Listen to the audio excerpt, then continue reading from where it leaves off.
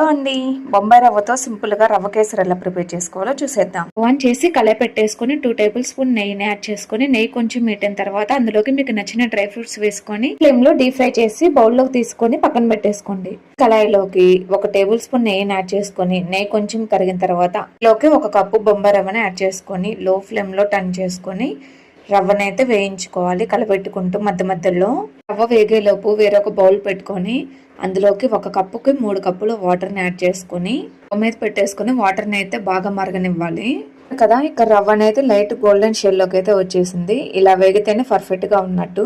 Next ఇందులోకి మనం మరిగించి పెట్టుకున్న వాటర్ని అయితే కొంచెం కొంచెంగా యాడ్ చేసుకుంటూ రవ్వ మొత్తాన్ని కలిపేసుకోవాలి. సరే కదా, ఇక్కడ రవ్వ అనేది థిక్గా అయిపోయింది. నెక్స్ట్ ఇందులోకి మనం 1 కప్పు బొంబాయి రవ్వకి 1.5 కప్పు షుగర్ని అయితే యాడ్ చేసుకోవాలి. స్వీట్నెస్ అనేది ఎక్కువ కావాలంటే ఎక్స్ట్రా షుగర్ని యాడ్ చేసుకోండి.